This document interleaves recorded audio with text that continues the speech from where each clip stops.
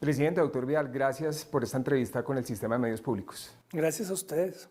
La paz total, que digámoslo así, permítame la expresión, va hacia adelante, es decir, empieza a recogerlo de aquí en adelante con los grupos que están, ellos tienen unas líneas de trabajo específicas y demás, con distintos tipos de grupo, unos con motivaciones políticas y otros no.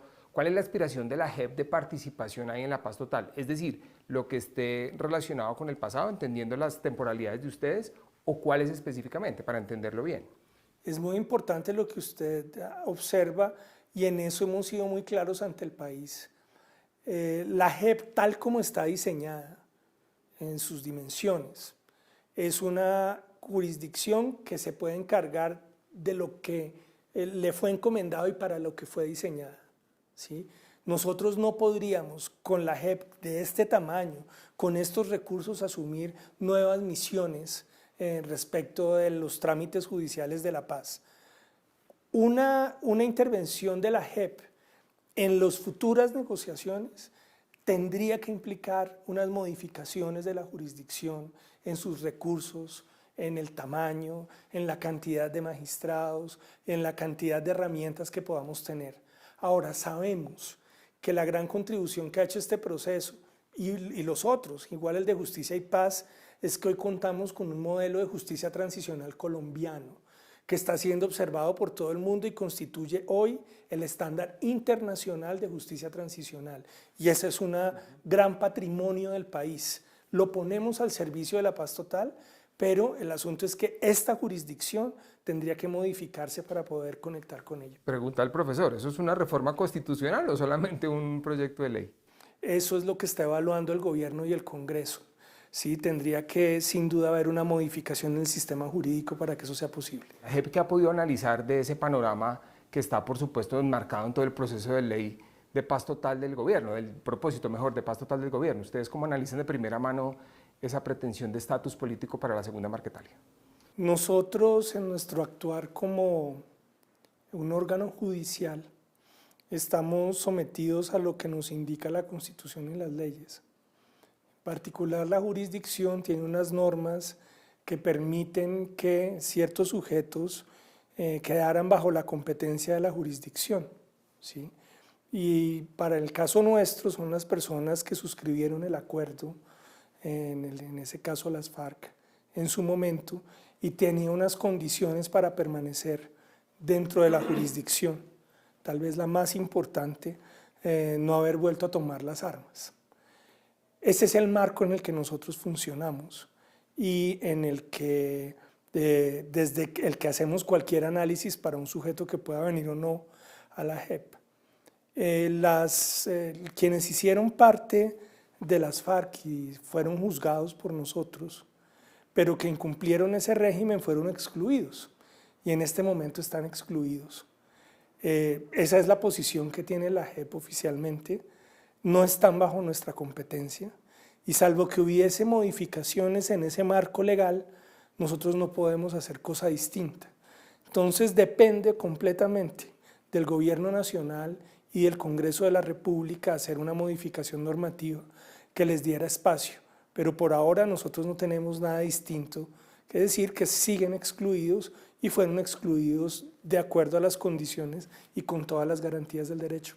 ¿Cuál es la situación jurídica de una persona como Iván Márquez y de otros que se presumen muertos como Jesús Santrich y otros más frente a la JEP? ¿Eso en qué estaba específicamente?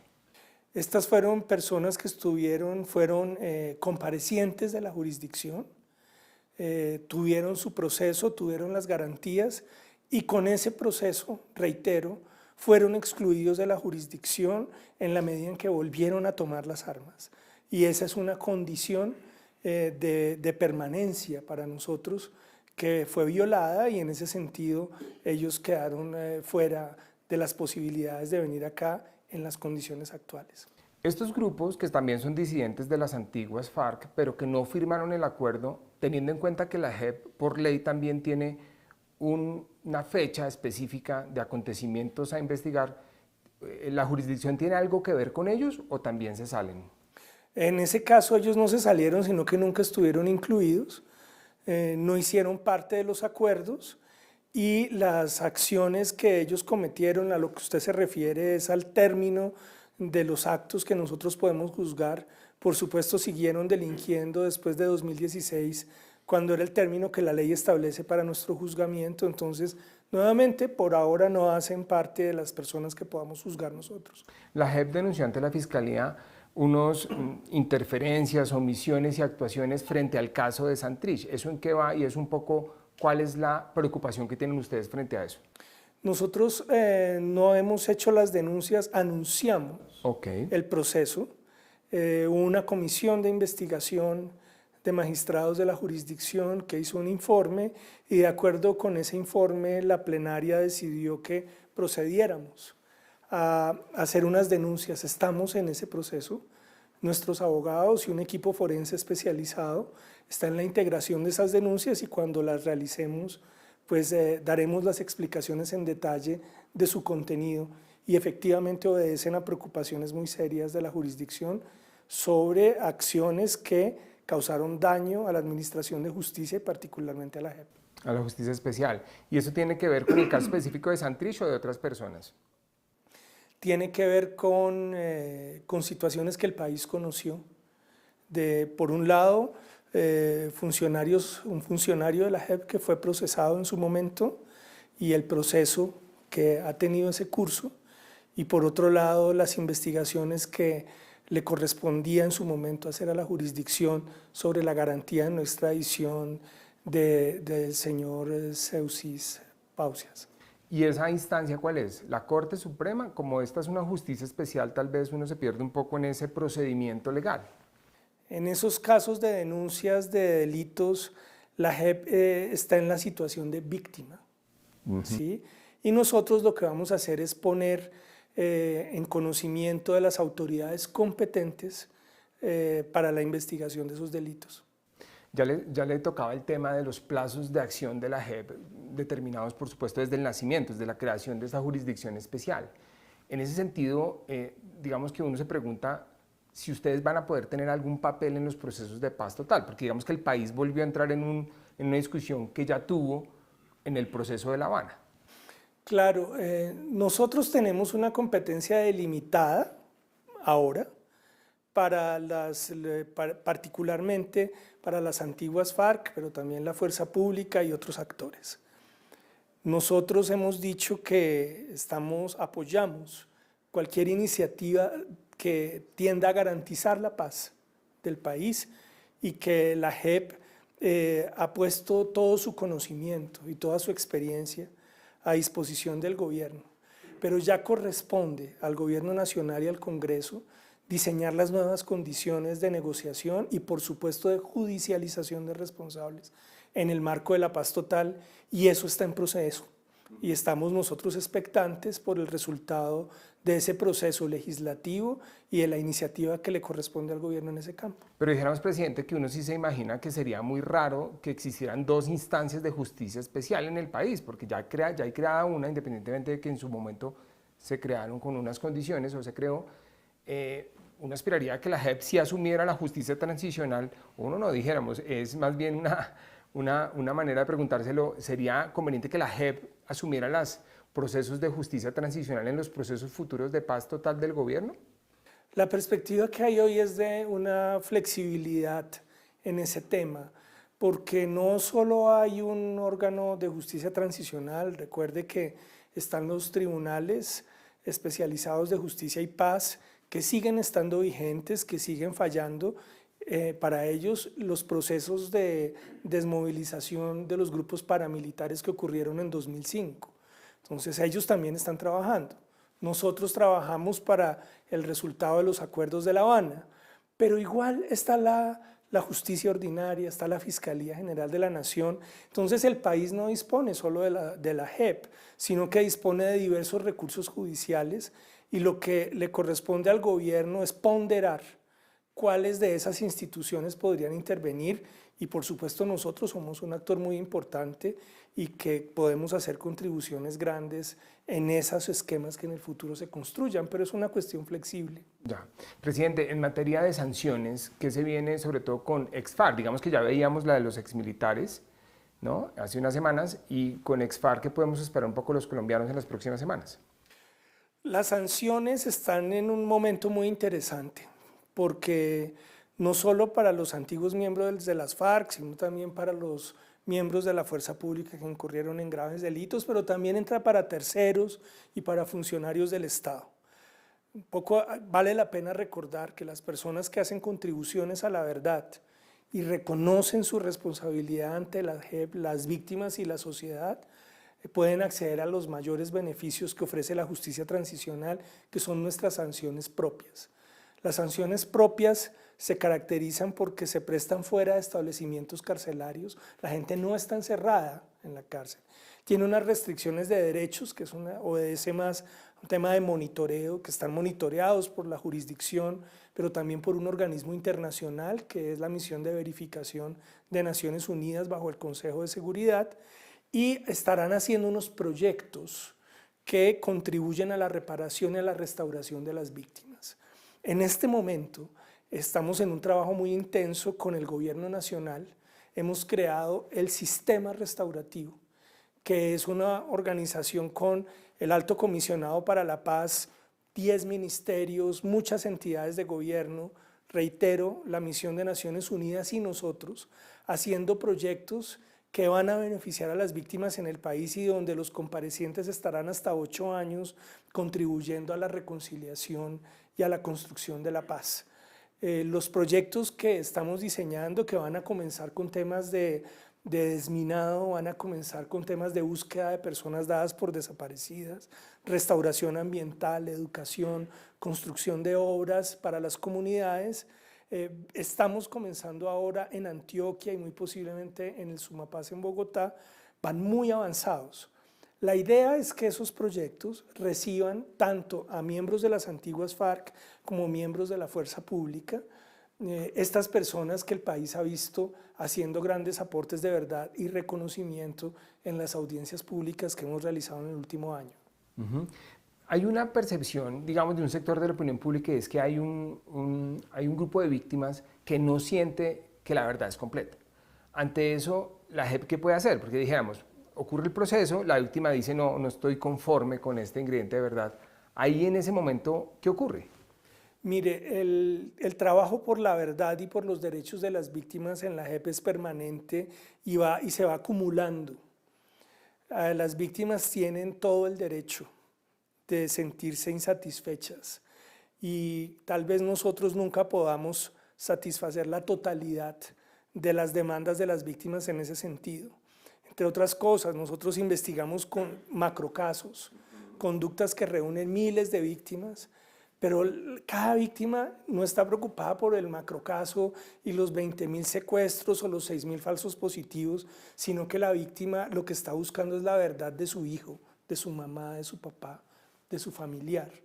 A veces nosotros podemos resolver las preguntas que ellos tienen, a veces no, pero lo que sí ha entrado cada vez más en la conciencia de las víctimas y en el trabajo colectivo que hacemos es que la contribución que se hace va ayudando a que las víctimas a veces tengan la verdad, a veces no completa, pero les permita tramitar el dolor y tramitar el daño.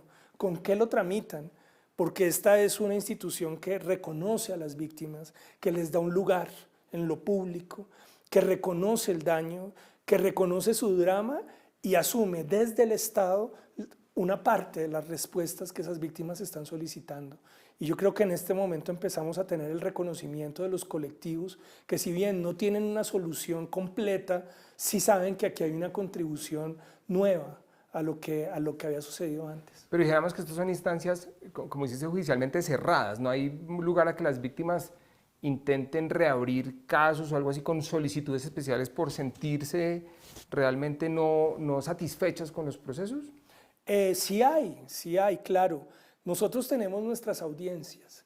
Acabamos de terminar la fase, y valga la ocasión para explicarlo, estamos terminando la fase de investigación, que es la que hace nuestra sala de reconocimiento. Y allí es donde ha habido las audiencias públicas que el país conoce. Pero en este momento comienzan los juicios en el tribunal. Allí habrá nuevas audiencias, hay nuevas ocasiones para que las víctimas hagan preguntas concretas, hay todas las garantías, entre ellas que la JEP ofrece representación judicial para que las víctimas vengan. Entonces, eso que usted me está preguntando de momentos en que las víctimas puedan hacer preguntas concretas, claro que lo estamos haciendo, y eso ha multiplicado las audiencias de la JEP para tratar de responder a esas demandas. Perfecto, presidente. El tema de los macrocasos, que es otro tema en el que ustedes, el país, digamos, también, dependiendo del momento, se pregunta por casos específicos o por temas específicos de delitos, por ejemplo, el de la violencia sexual, que si no estoy mal no está abierto ahí. ¿Qué se viene en materia de macrocasos y de qué depende que ustedes lo abran y a la velocidad que lo hacen?